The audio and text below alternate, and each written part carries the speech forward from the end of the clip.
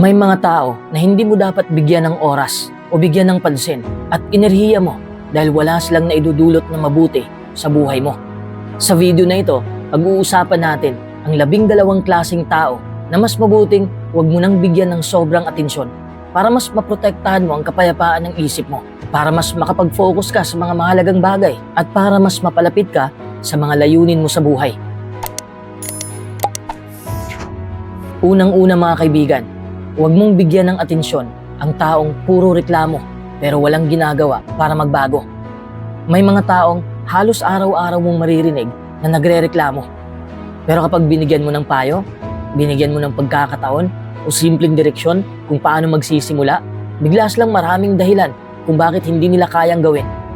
Paulit-ulit silang nagre-reklamo pero ayaw gumawa ng kahit maliit na hakbang para baguhin ang sitwasyon nila.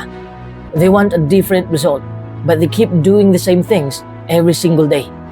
Nakakapagod makinig sa taong ang gusto lang ay may makisimpatya sa kanya, pero hindi naman handang kumilos.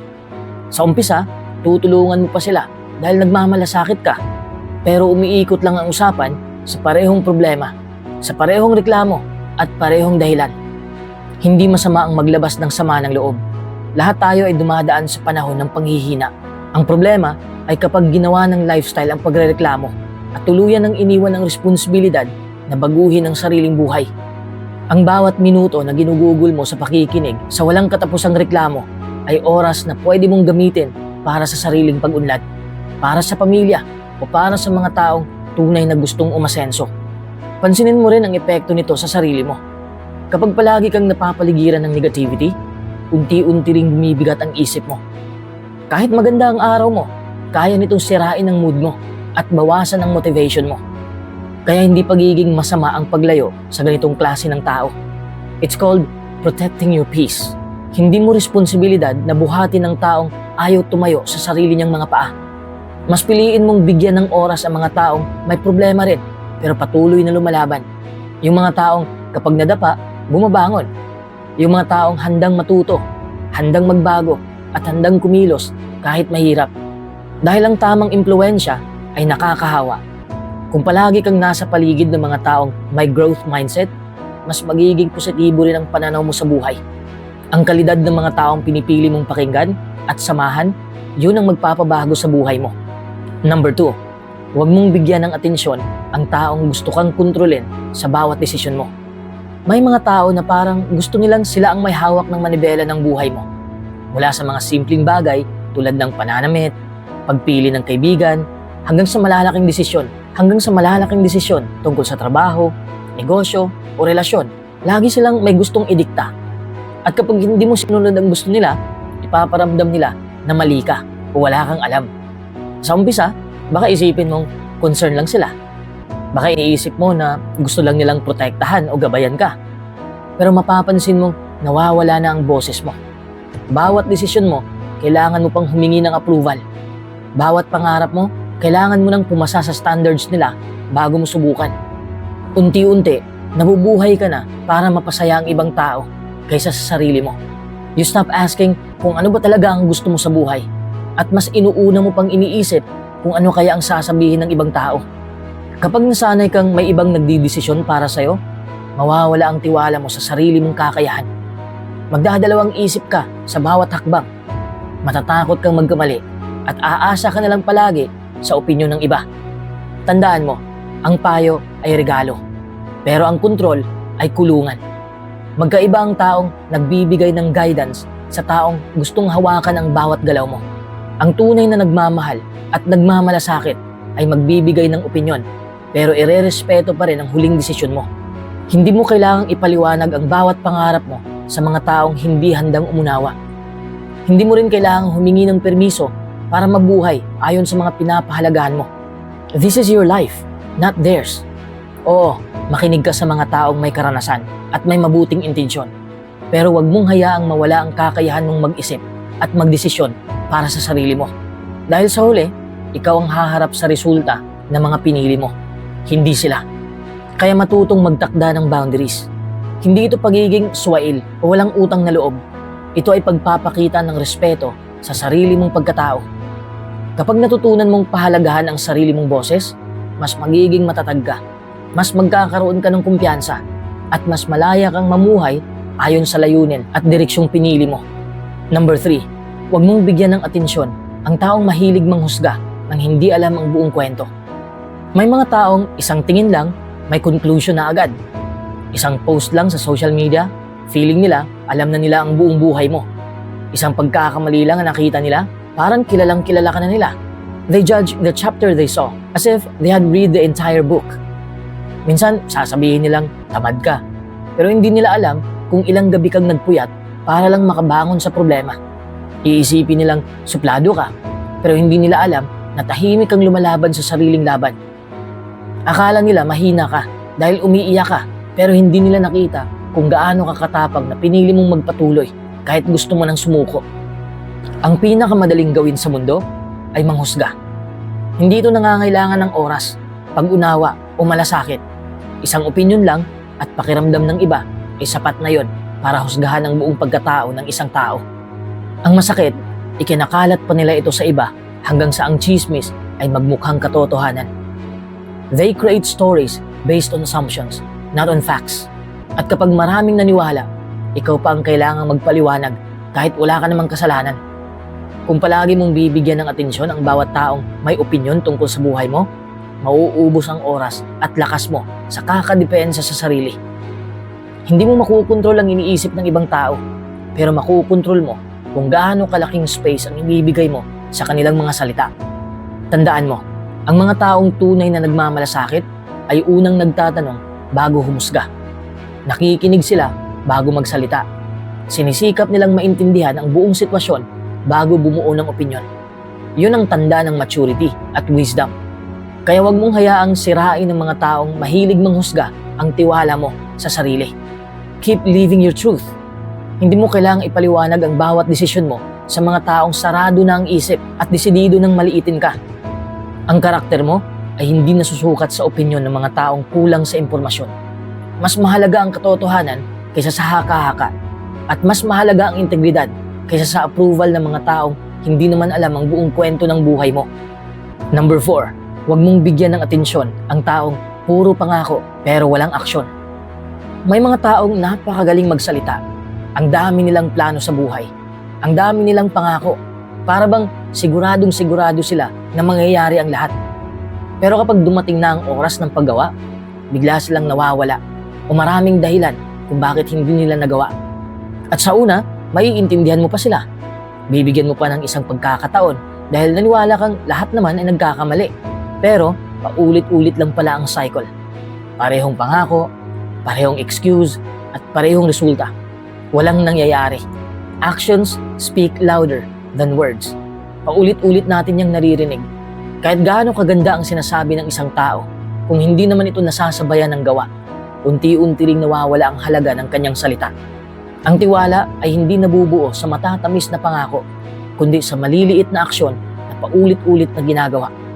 Marahil may kilala kang laging nagsasabing magsisimula na siyang mag-ipon, magbabago na raw siya, o magiging responsable na siya. Pero isang buwan o isang taon na ang lumipas, pareho pa rin ang sitwasyon dahil kulang siya sa commitment. Nakakapagod umasa sa taong laging nagsasabing mamaya na, bukas na lang, next week na lang. Pero hindi mo naman nakikita ang effort. Unti-unti kang napapagod dahil umaasa ka sa isang bagay na paulit-ulit na hindi natutupad.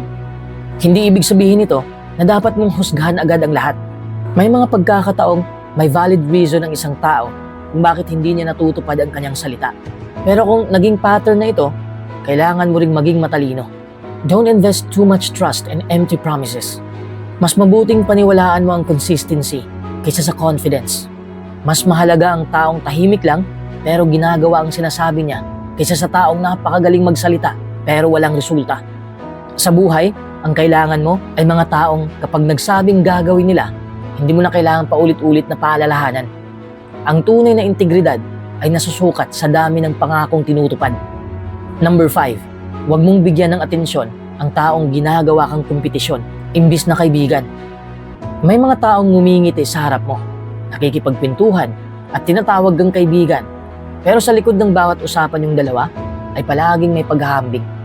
Imbis na matuwa sila sa bawat achievement mo, para bang may maliit na laban na gusto nilang panalunan. Kapag may bago kang trabaho, sasabihin nilang mas maganda ang offer sa kanila. Kapag may nabili kang gusto mo, may ikikwento silang mas mahal o mas maganda. Kapag nagbabahagi ka ng maliit na tagumpay, agad nilang ililihis ang usapan para mapunta sa sarili nilang accomplishment. It's always about proving that they are one step ahead. Unti-unti mong mapapansin na hindi ka na komportabling magbahagi ng mga plano o pangarap mo dahil alam mong may taong handang ikumpara ang sarili niya sa bawat hakbang mo. Ang tunay na kaibigan ay hindi nakikipagkarera sa'yo. Hindi niya iniisip kung sino ang mas mataas ang sweldo, mas maraming followers, mas magandang kotse, o mas mabilis umangat sa buhay. Ang tunay na kaibigan ay nagdiriwang ng tagumpay mo na parang tagumpay niya rin. Kapag ang isang tao ay laging nakikipagkumpetensya sa'yo, nagiging mabigat ang samahan. Nawawala ang tiwala at napapalitan ito ng inggit, ng comparison at silent pressure. Kahit simpleng kwentuhan, parang may scoreboard na hindi mo naman gustong salihan. Ang mas nakakalungkot, minsan hindi mo agad ito napapansin dahil nakatago ito sa mga biro, sarcastic comments o backhanded compliments. Mukhang papuri pero may kasamang pagmamaliit. Life is not a race. Iba-iba ang timeline ng bawat tao. Kung tunay kang mahalaga sa isang kaibigan, titingnan ka niya bilang kasama sa paglalakbay. Hihilahin ka niya pataas, hindi pababa. Kaya wag mong sayangin ang atensyon mo sa mga taong laging naghahanap ng paraan para malamangan ka. Piliin mong makasama ang mga taong marunong pumalakpak kapag nanalo ka at handang umalalay kapag natatalo ka. Dahil ang pinakamagandang relasyon ay nakabase sa respeto, suporta at genuine happiness para sa tagumpay ng isa't isa. Number 6, huwag mong bigyan ng atensyon ang taong gumagamit ng guilt para makuha ang gusto niya. May mga taong gagamitin ang konsensya mo para mapasunod ka. Imbis na malinaw na sabihin ang gusto nila, sasabihin nila ang mga linyang, sige, ako na lang palagi ang umiintindi. Kung talagang mahalaga ako sa'yo, gagawin mo yan. O kaya, ang dami ko nang nagawa para sa'yo. Ito lang naman ang hinihingi ko. Sa unang tingin, parang simpleng pakiusap lang. Pero kapag paulit-ulit itong nangyayari, mapapansin mong hindi ka na gumagawa ng desisyon dahil ayaw mong makonsensya. Unti-unti kang nawawala ng kalayaan. Bawat pagtanggi mo ay sinusundan ng drama, sinusundan ng tampo o emotional pressure hanggang sa mapilitan kang sumang-ayon. It's not love, it's manipulation. Ang mas nakakalungkot, sanay na sanay ang ganitong tao na iparamdam sa'yo na ikaw ang masama kahit wala ka namang ginagawang mali. Kapag inuuna mo ang sarili mong pangangailangan, tatawagin kang selfish. Kapag nagtakda ka ng boundaries, sasabihin nilang nagbago ka na. Kapag hindi mo naibigay ang gusto nila, ipaparamdam nilang utang na loob mo ang buong mundo. At dahil mabait ka, lagi mong iniisip ang mararamdaman nila. Lagi mong inuuna ang kapakanan nila kaysa sa sarili mo. Hanggang sa isang araw, mapapansin mong ikaw na ang pagod. Ikaw na ang drained. At ikaw na ang laging nagsasakripisyo. Pero tandaan mo ito, hindi kasalanan ang magsabi ng hindi. Hindi mo kailangang isuko ang kapayapaan ng isip mo para lang mapaligaya ang ibang tao. Healthy relationships are built on respect, not guilt. Ang taong tunay na nagmamalasakit sa'yo ay kayang tanggapin ang boundaries mo. Mauunawaan niya kapag hindi mo kaya at hindi ka niya pahihirapan para lang makuha ang gusto niya. Kaya kung may taong paulit-ulit na ginagamit ang konsensya mo bilang sandata, matuto kang huminto at mag-isip. Hindi lahat ng humihingi ay dapat pagbigyan. At hindi lahat ng magpaparamdam ng lungkot ay ikaw ang may responsibilidad na ayusin. Protect your peace. Ang kabutihan ay nasusukat sa kakayahan mong magmahal ng may respeto sa iba at sa sarili mong halaga. Number 7, huwag mong bigyan ng atensyon ang taong laging naghahanap ng approval ng iba at dinadamay ka sa insecurities nila. May mga taong halos bawat desisyon nila ay nakabase sa sasabihin ng ibang tao. Bago sila magsimula, kailangan muna nilang marinig ang papuri. Bago sila kumilos, kailangan muna nilang makuha ang validation ng lahat. At ang mas mahirap, gusto nilang pati ikaw ay maging ganun din. Kapag may gusto kang gawin, sasabihin nila, sigurado ka ba? Baka pagtawanan ka lang. Kapag may pangarap kang gustong abutin, sasabihin nila, wag na, baka mag-fail ka lang. Nasasabi nila yon dahil natatakot silang makita kang mas matapang kaysa sa kanila. Their insecurity slowly becomes your limitation.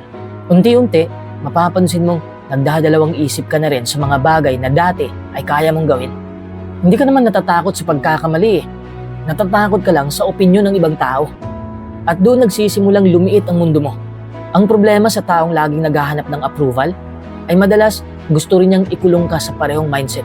Kapag hindi siya kumpiyansa sa sarili niya, gusto niyang pati ikaw ay mawalan din ng confidence para pareho kayong manatili sa iisang lugar.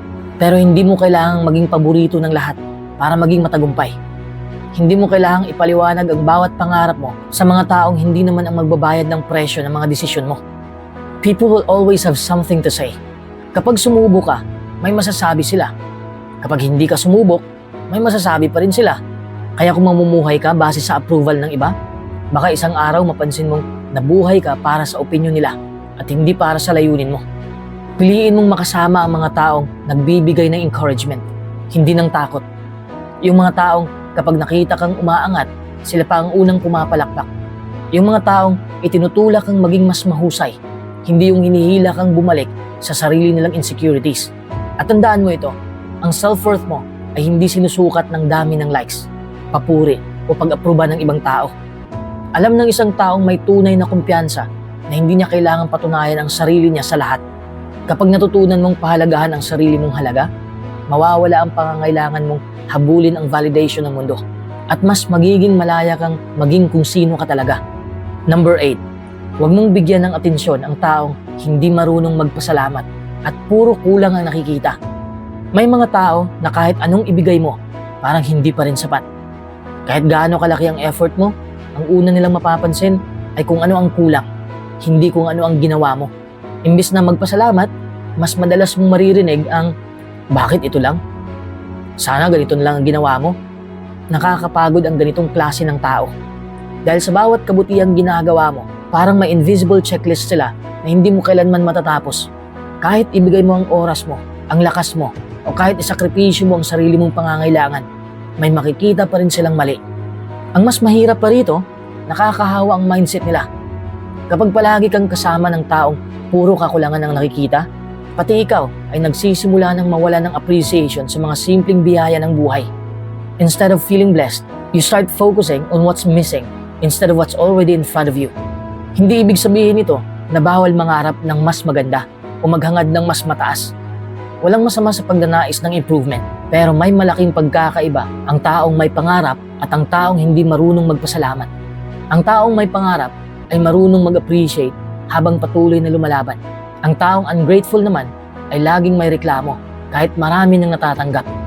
Isipin mo ang isang basong kalahati ang laman. May taong magsasabing, buti na lang may natira pa. Pero meron ding magsasabing, bakit kalahati lang? Pareho silang tumitingin sa iisang baso, pero magkaiba ang pananaw nila sa buhay. Kung palagi mong ibinibigay ang atensyon mo sa taong walang appreciation, darating ang panahon na mapapagod ka na lang. Mawawalan ka ng ganang tumulong, mawawalan ka ng ganang magmahal, at mawawalan ka ng ganang magbigay dahil pakiramdam mo ay hindi naman ito pinahahalagahan. That's why you need to protect your energy. Hindi mo kailangang habulin ang approval ng taong hindi marunong makakita ng kabutihan.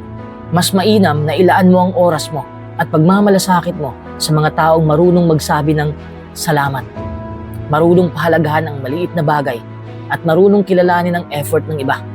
Ang tunay na mayaman ay ang taong marunong makontento, marunong magpasalamat, at marunong makita ang biyaya kahit sa pinakamaliit na bagay. Dahil ang pusong puno ng gratitude ay laging may kapayapaan, habang ang pusong puro kakulangan ang nakikita ay mananatiling hindi kontento kahit gaano pa karami ang meron ito. Number 9, huwag mong bigyan ng atensyon ang taong walang ambag sa buhay mo, kundi stress, pagdududa, at negatibong impluensya. May mga taong kapag nakita mo pa lang ang pangalan sa notification mo, bigla ka nang napapabuntong hininga. Hindi pa nagsisimula ang usapan, pero parang alam mo na kung ano ang dadalhin nila. Reklamo, chismis, away, panghuhusga, o problema na ikaw na naman ang sasalo. Kapag kasama mo sila, imbis na ma-inspire ka, parang mas lalo kang nawawala ng gana. Lahat ng plano mo, may kontra. Lahat ng pangarap mo, may duda. Kapag sinabi mong gusto mong magnegosyo, sasabihin nilang mahirap. Kapag gusto mong mag-aral ulit, sasabihin nilang sayang lang ang oras. Kapag may bagong opportunity, ang una nilang nakikita ay kung bakit ito hindi mag-work. Hanggang sa nahawa ka sa mindset nila, unti-unti kang natatakot sumubok, natutong magduda sa sarili, at mas pinipili mong manatili sa comfort zone kaysa habulin ang mga pangarap mo. Ang masakit, kaibigan mo pa sila, kamag-anak mo, katrabaho, o kahit matagal mo nang kasama sa buhay.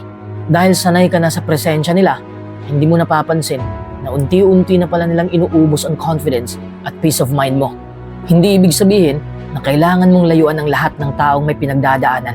Magkaiba ang taong nangangailangan ng suporta at ang taong paulit-ulit na hinihila ka pababa. Ang taong mangangailangan ng suporta ay gustong bumangon at lumaban. Ang taong nangihila pababa ay gusto kang isama sa pagiging negatibo niya para hindi siya mag-isang nalulugmok. Remember this, your mind is like a garden. Kung araw-araw kang napapalibutan ng negativity, takot at pagdududa, yun din ang tutubong mga isipin sa loob mo. Pero kung ang pinipili mong samahan ay mga taong positibo, may pangarap at handang kumilos, mas lalaki rin ang paniniwala mo sa sarili at sa kakayahan mong magtagumpay. Hindi selfish ang pagpili ng tamang mga tao sa buhay mo. It's called setting healthy boundaries.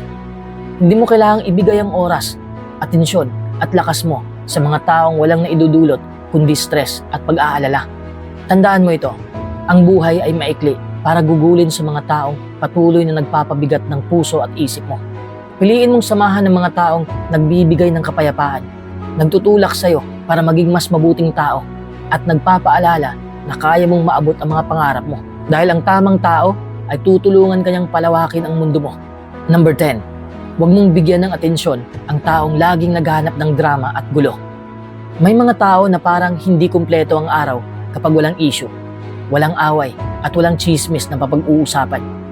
Kahit tahimik ang paligid, hahanap sila ng paraan para magkaroon ng conflict. Minsan pa nga, kahit hindi lang sila napansin, gagawa na agad ng sariling kwento. Isang maliit na misunderstanding lang, palalakihin nila hanggang maging malaking problema. Napapansin mo ba na kapag kasama mo ang ganitong tao, parang laging may tensyon?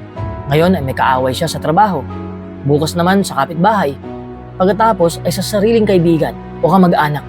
Ang nakakapagtaka, halos lahat ng tao ay nagiging kontrabida sa kwento niya. Pero hindi niya kailanman tinitingnan ang sarili niyang ugali. They feed on attention. Kahit negative ang attention, okay lang sa kanila, basta sila ang sentro ng usapan.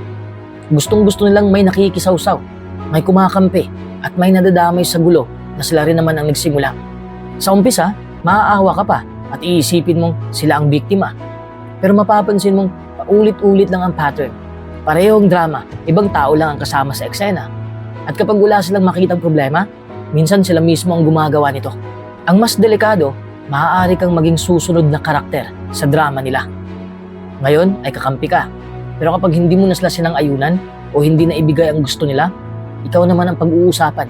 Bigla kang magiging masama sa kwento nila kahit wala ka namang ginawang mali. Nakakaubos ng energy ang ganitong klase ng tao. Imbis na mapag-usapan ng mga pangarap, opportunities at mga bagay na makakatulong sa pag-unlad mo, nauubos ang oras sa tsismisan, sa intriga at walang katapusang argumento. It's emotional exhaustion disguised as friendship. Hindi ibig sabihin na wala kang pakialam kapag pinili mong umiwas. Ibig sabihin lang ay mas pinipili mong protektahan ang peace of mind mo kaysa makisawsaw sa problemang hindi naman dapat naging problema. Mas mabuting palibutan mo ang sarili mo ng mga taong marunong makipag-usap kaysa makipag-away. Mga taong naghahanap ng solusyon kaysa sisihan at mga taong kayang magdala ng kapayapaan kahit may hindi pagkakaunawaan. Tandaan mo, ang tunay na maturity ay nasusukat sa galing mong umiwas sa mga laban na wala namang maidudulot na mabuti.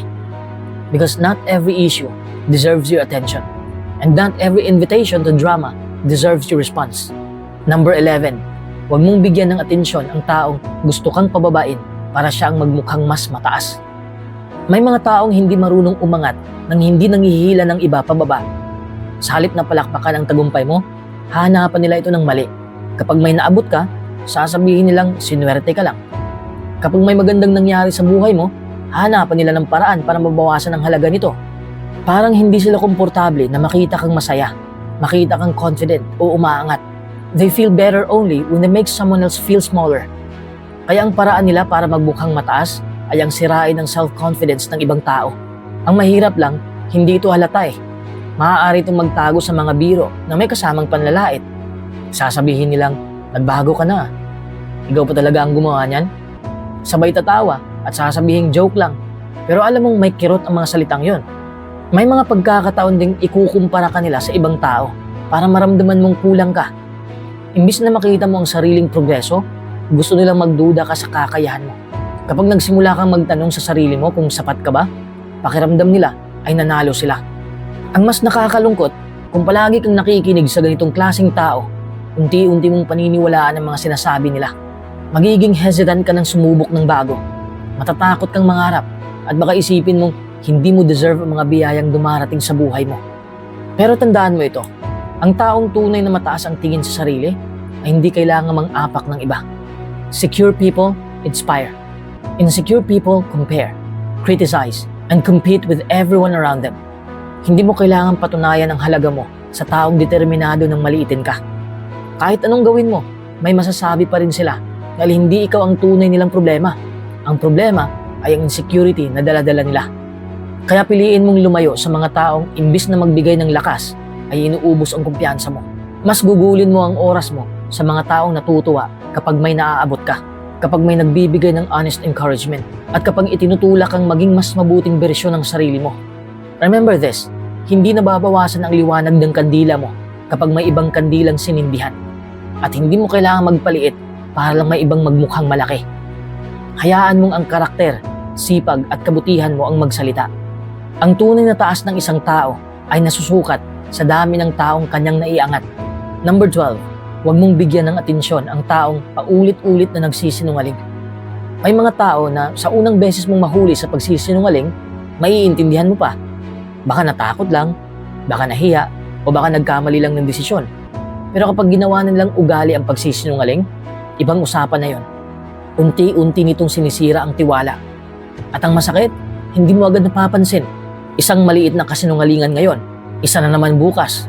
Hanggang sa dumating ang panahon na kahit nagsasabi na sila ng totoo, nagdadalawang isip ka pa ring maniwala.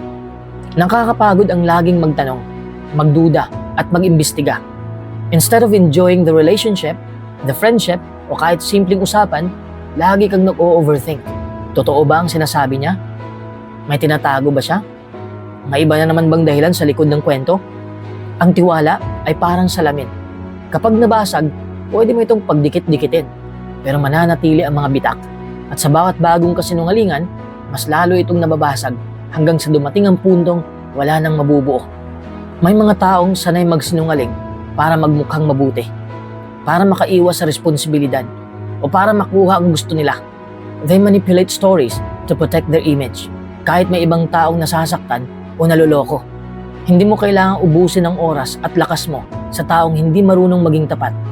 Hindi mo trabaho ang hulihin sila sa bawat kasinungalingan o patunayan kung ano ang katotohanan. Ang responsibilidad mo ay protektahan ang sarili mong kapayapaan at ang mga taong tunay na mapagkakatiwalaan. Mas mabuting samahan ang taong umaamin ng pagkakamali kaysa sa taong sanay magtago sa likod ng kasinungalingan. Dahil ang isang taong marunong magsabi ng totoo, kahit mahirap, ay mas mahalaga kaysa sa taong laging nagbibigay ng magagandang salita na wala namang katotohanan. Tandaan mo ito, once trust is broken again and again, distance is self-respect. At ang pinakamagandang desisyon ay ang tumigil sa pagbibigay ng atensyon sa taong paulit-ulit na pinapatunayang hindi siya karapat-dapat sa tiwalang ibinibigay mo. At ngayon, gusto kong itanong sa'yo, sa 12 klaseng taong napag-usapan natin, alin ang pinaka nakaka-relate ka? May tao ba sa buhay mo na unti-unting kumukuha ng kapayapaan, oras at enerhiya mo?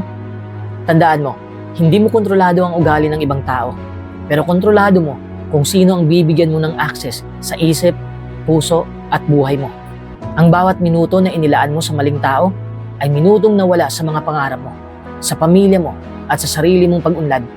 Kung may natutunan ka sa video na ito, i-type mo sa comments ang salitang kapayapaan bilang paalala na pipiliin mong protektahan ang oras, isip at enerhiya mo simula ngayon. At kung gusto mo pa ng mga ganitong motivational at life-changing na content na makakatulong sa personal growth at mindset mo, huwag kalimutang i-like ang video, mag-subscribe sa channel para hindi mo makaligtaan ng mga susunod nating uploads. Maraming salamat sa panonood. Ingatan mo ang sarili mo. Piliin mo ang tamang mga tao. At laging tandaan, ang pinakamahalagang atensyon na maibibigay mo ay ang atensyon na inilalaan mo sa pagbuo ng mas magandang bersyon ng iyong sarili. Hanggang sa susunod na video.